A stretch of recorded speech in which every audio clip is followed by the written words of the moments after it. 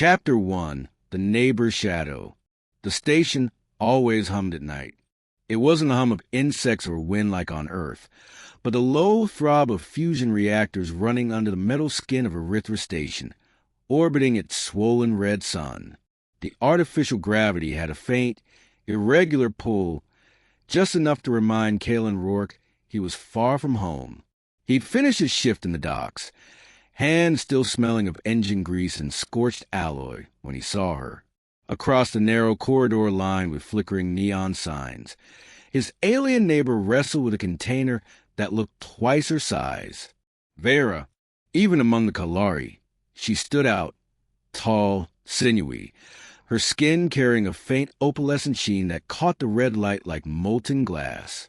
Her silver-black hair was braided in the warrior's fashion, though frayed as if done in haste. The container slipped. She caught it with a hiss, her claws scraping the metal wall, the sound shrill in the stillness. Kalen cleared his throat. "Need a hand?" She turned, eyes like polished obsidian narrowing at him. Among her people, asking for help was almost an insult, a suggestion of weakness. She studied him for a long, tense moment. The corridor lights buzzed above them, casting shadows that stretched between them like lines they weren't supposed to cross. "I can manage," she said, voice sharp, layered with the guttural resonance of her species. But her arms trembled under the weight. Kalen shrugged, stepped forward anyway. "Doesn't look like it." He slid his hands under the other end of the container.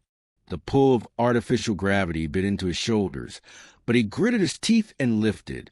"On 3. For a heartbeat she just stared, as though unsure whether to claw him away or accept the offer. Then, reluctantly, she nodded. Together they hoisted the crate, metal groaning in protest. As they carried it down the corridor, Vera's scent, like iron and burning cedar, mixed with a stale tang of recycled air. Her breathing was heavy, but there was something brittle beneath it, a silence pressing harder than the weight of the container. Inside her quarters, dim amber lights flickered on. The walls were stripped bare, only faint marks where banners and weapons had once hung. It looked less like a home and more like a shell she was being forced to abandon. Kalen set the crate down, flexing his sore arms. "Moving out?" he asked, trying for casual, though the emptiness in the room scraped against his chest. Her jaw tightened. "Divorce."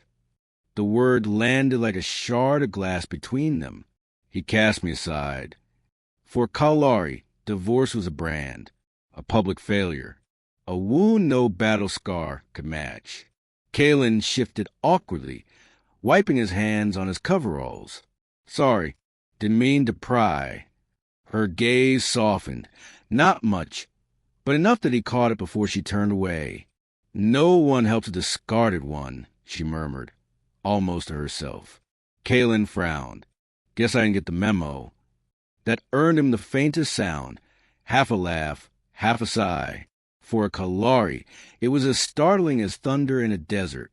As he left her quarters, the hum of the station seemed different, charged. He had only meant to help with a box. Yet something in her eyes told him he had crossed an invisible boundary, one neither of them could step back from. Chapter 2. Scars Beneath the Armor. The alien district of Erythra Station pulsed with color like a living artery. Neon glyphs burned in blues and golds above tavern doors. Strings of bioluminescent vines hung across balconies, shedding a faint green glow. The air was thick with scents. Ozone from plasma vents, roasted spiced insects, the sharp tang of alien fermentation. Voices in dozens of dialects layered over one another, turning the narrow streets into a chorus of unfamiliar cadences. Kalen followed Vera through the crowd. She moved like a blade through water, head high, shoulders squared, her warrior's pride still intact even though her braid was fraying and her armor plate scuffed. He noticed the way Kaelari warriors stepped aside for her, only to mutter once she passed. Their eyes lingered not with respect, but with pity. The tavern they entered was dim, The walls alive with shifting murals of Kaelari battles long past. A low thrum of alien strings vibrated in the air, mixing with the faint rumble of the station's engines deep in the hull. Vera ordered 2 glasses of something that glowed like liquid amethyst. She slid one across the table to him, her clawed fingers lingering on the rim as though deciding whether this was a mistake. Kaelin sniffed the drink cautiously. Smells like someone boiled a power coupling. Her mouth curved, almost a smile. It's Kaelari blood wine. We drink it after victories, or defeats. He raised a glass in mock salute, to surviving both. The liquid burned down his throat, sharp as fire, leaving a metallic aftertaste that made his eyes water. Vera drank hers in one swallow, jaw tightening. For a long moment, silence hung between them, the kind that hummed with unspoken truths. Finally, she spoke. Among my people, being divorced means you are unworthy. A warrior's wife who cannot keep her bond is discarded. No clan will honor me. No battle song will carry my name. Her eyes flicked away, the shifting mural casting red light across her cheekbones. It is worse than death. Kaelin leaned back, glass warm in his hands. He thought of Earth, of his failed assignment on Vega, for when the colony crumbled under sandstorms and corporate negligence, he had been one of the few to survive, crawling back with nothing but a mechanic's tools and guilt that still gnawed at him. I know something about carrying scars no one sees, he said quietly. You give everything, and when it falls apart, the only thing left is silence. Her gaze snapped back to him, sharp and searching, as if trying to measure the truth of his words.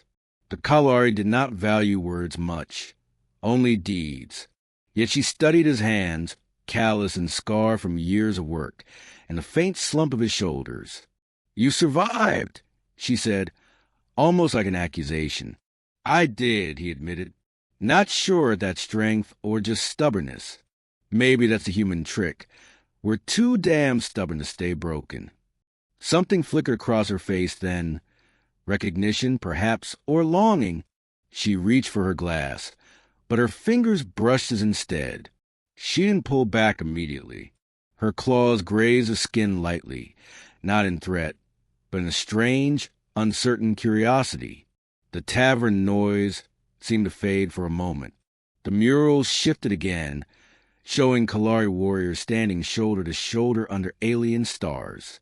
Kaelin and Vera sat in their own small silence, 2 outcasts clinging to the faint warmth of someone else who understood.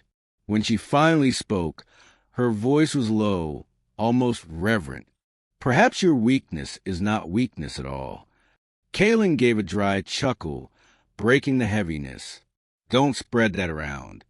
I've got a reputation to maintain.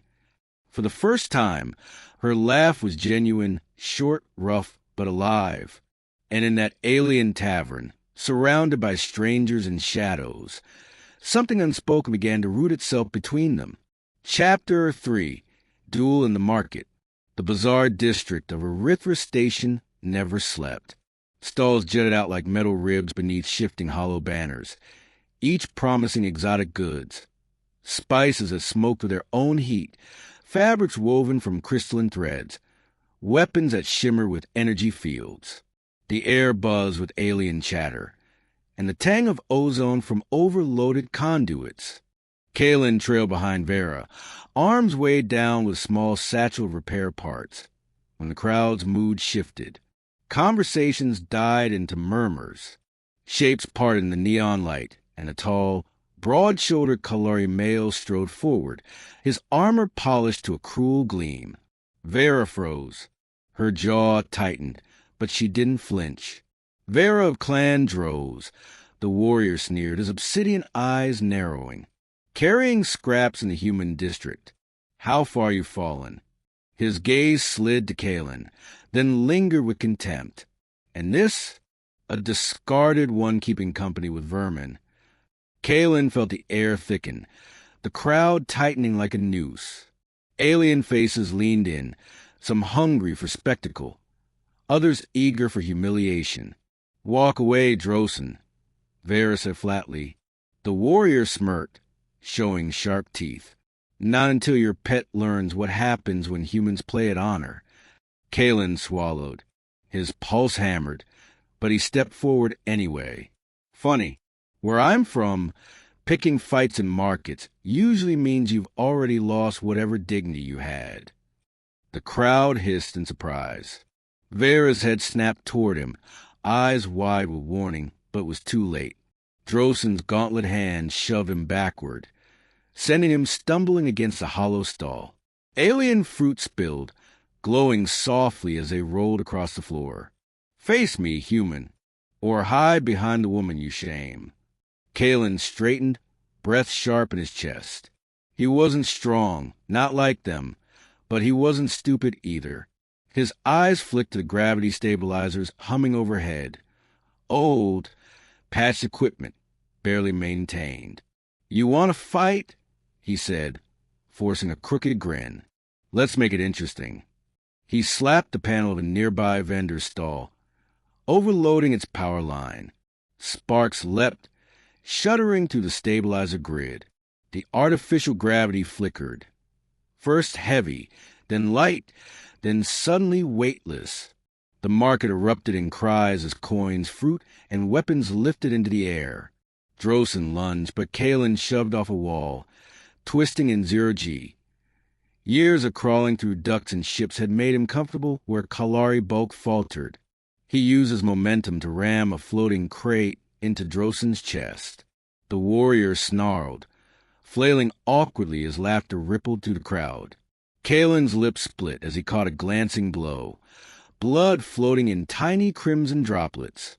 But he gritted his teeth, anchored to a rail, and slammed another crate into Drosen, knocking him against the stall wall. The stabilizers snapped back on with a heavy thud. Everything crashed to the floor, including Drosen, sprawled in humiliation. The crowd roared, some with scorn, others with grudging amusement. Vera's eyes burned, not with shame, but something fiercer. Kaelin wiped blood from his chin and muttered, "Guess that's one way to shop." For the first time, Vera looked at him not as a fragile outsider, but as someone who had chosen to bleed at her side. Chapter 4, Lines Crossed. The council chamber always smelled of iron and incense. Towering Kaelari banners hung from the ceiling, each embroidered with battle glyphs that shimmered faintly under the chamber's golden lights. The walls pulsed faintly with biotech, alive with veins of glowing fluid. Kaelin stood at the center, sweat prickling beneath his collar. Around him, Kaelari elders loomed on stone thrones, their armor etched with victories older than Earth's modern history. Their voices rumbled like distant storms. "You disgrace our people," one elder snarled, sharp teeth bared. "A divorced one parading with a human? A worm who knows nothing of our bonds or our wars." Vera stood at his side, shoulders squared, her braid glinting under the golden light. She didn't flinch. "It was my choice." The elder's eyes narrowed. "Then you condemn yourself to exile. Your name will be erased from our songs." Kaelin felt the words strike like hammers, but Vera didn't move, not a flicker of hesitation. He opened his mouth, wanted to argue, but her hand, clawed and strong, brushed his wrist, silencing him. It was the smallest of touches, but in this hall it felt louder than shouting. They were dismissed under a tide of mutters and scorn. The heavy doors hissed closed behind them, leaving only the hum of the station's ventilation and the distant wail of the siren echoing down the corridors. Vera walked in silence, every step rigid with defiance, until they reached the Arboretum. The door slid open, and the station's artificial garden spread out before them. Alien blossoms glowing in shades of violet and crimson, their petals exhaling a sweet, intoxicating perfume. Bioluminescent vines curled along the ceiling, casting shifting light across the pool at the center. The Engine's hum was muffled here, leaving only the faint ripple of water and the soft hiss of air recyclers. Vera stopped beneath a flowering tree whose branches drooped like silk. Her voice was low, taut with strain. Do you understand what this means? I am no one now. No clan. No song. No honor. Kaelin stepped closer, his boots crunching faint gravel. Sounds familiar. She turned sharply, eyes flashing. You jest. No, he held her gaze, steady despite the weight of her fury. I've been called useless, disposable, survived a colony failure. No one cared to remember. If honor means being chained to someone else's judgment, then maybe losing it isn't losing at all. Her breath caught, chest rising as though the words had pierced deeper than any blade. She stared at him, unblinking, caught between fury and something more fragile. And then she moved, swift as a strike, closing the space between them. Her hand rose, trembling only slightly, before pressing against his chest. Not a push, not a threat. A question. Kaelin's heart hammered. He didn't step back. You see me, she whispered, the Kaelari resonance softening, turning almost human, not as discarded, not as broken. His hand found hers, rough against clawed fingers. I see you. The blossoms released a heavier wave of perfume, shimmering faintly as though the station itself held its breath. Her lips brushed his, tentative, defiant, like a warrior daring fate itself. For one fleeting moment, the exiled Kaelari and the stubborn human stood bound together, not by clan or law or tradition, but by something neither culture had words for. Chapter 5. The Trial of Honor. The arena was carved into the spine of Erythra Station, a hollow chamber the size of a warship hangar. Its walls gleamed with obsidian plating, etched with Kaelari runes that pulsed faintly like living scars. Artificial suns burned overhead, casting the battleground in a harsh, golden light. Kaelin floated at the center, the gravity long since cut. His boots brushed nothing, his breath loud inside the helmet they'd forced on him. Around the chamber, the crowd of Kaelari roared, warriors, merchants, elders, all hungry to see the fragile human shatter. Across from him, 3 duelists drifted into position. Each wore ceremonial armor, their claws tipped with steel, their movements graceful and predatory. They circled, eyes gleaming. The horns sounded. The first duelist lunged, spinning in 0G with the lethal precision of a dancer. Kaelin jerked aside, the swipe grazing his suit and leaving a ragged tear. His heart pounded, but instead of panic, training years old rose to the surface. Ductwork crawls, 0G repairs, long hours improvising with broken tools. He kicked off a wall, twisting, letting momentum carry him. The Kaelari overshot, slamming into a rail with a metallic clang. The crowd hissed. The second came at him, a blur of silver. Kaelin's eyes darted to a maintenance hatch recessed in the arena wall, half hidden, humming with power conduits. With a grunt, he slammed his boot against it mid-spin. Sparks burst into the chamber, currents snapping into the air. The duelist's blade caught the energy arc, jerking him backward as if seized by an invisible hand. He flailed, armor smoking. The roar of the crowd shifted, disbelief mixing with awe. Kaelin's lungs burned. His arms ached from every desperate shove against the walls. But stubbornness carried him. He wasn't faster. He wasn't stronger. But damn it, he could think. The third duelist approached slowly, learning from the other's mistakes. He gripped a rail, muscles taut, preparing to strike. Kaelin floated, sweat stinging his eyes, blood drifting from a cut above his brow in tiny red orbs. You fight like prey, the Kaelari spat. Funny, Kaelin rasped, wiping the blood from his lip. You look tired for a predator. The warrior lunged. Kaelin feigned retreat, then kicked hard against a floating weapons crate. It spun between them at the last second.